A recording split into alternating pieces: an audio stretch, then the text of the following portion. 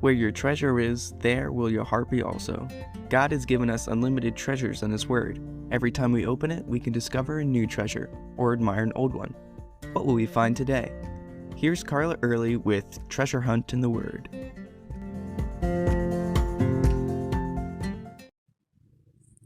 You're right. You know you're right, but people want to argue with you anyway. Isn't that frustrating?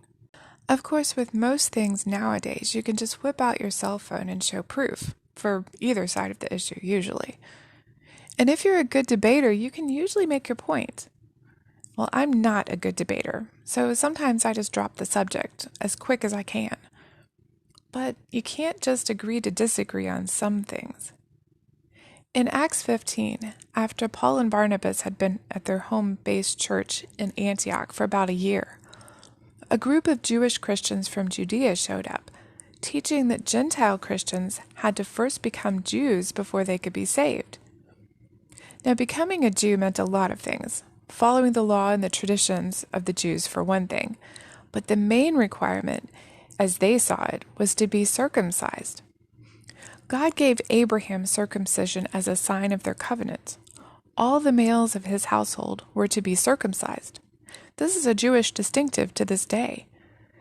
Genesis 17:14 says that any uncircumcised male born into Abraham's house would be cut off from his people because he'd broken the covenant. They would have a right to be concerned about this, if Christianity had been a sect of Judaism like some thought. But God had bigger plans, much bigger. He didn't want circumcised bodies, but circumcised hearts. Paul and Barnabas understood this and debated hotly with these men about it. They'd seen God saving Gentiles left and right in Gentile cities, even in Antioch, and nary a one of them had been circumcised. Besides, the law was for the Jews, not the Gentiles, and Jesus had come to fulfill the law. The church in Antioch decided this was a pretty important issue, important enough that they needed an authoritative answer from those who'd been with Jesus. So they sent Paul, Barnabas, and some others, perhaps even some of these Judaizers, as they were called, to travel to Jerusalem to discuss the matter with the apostles. And we have to be careful where we go for our authority. Where do you go? To your friends, your family? Surely not the media.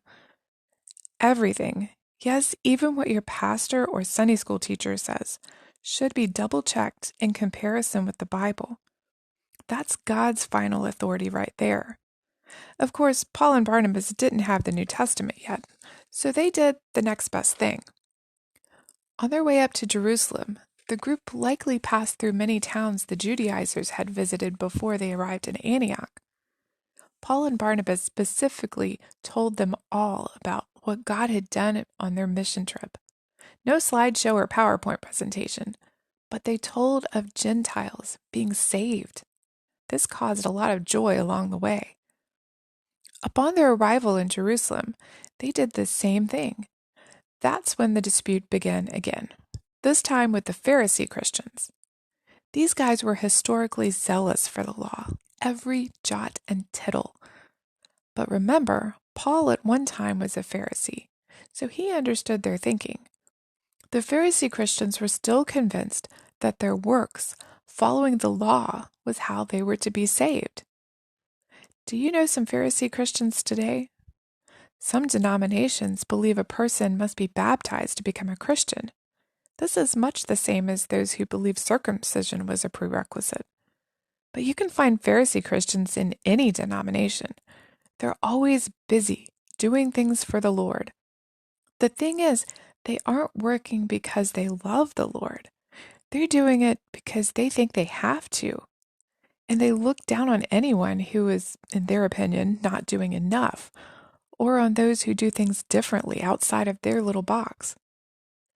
How can we keep from being a Pharisee Christian? You can contact us at treasurehuntintheword@gmail.com. We'd love to hear the treasures God has given you through His Word. You can listen to other episodes at our website, which you can find in the description below. Thanks for listening, and remember, where your treasure is, there will your heart be also.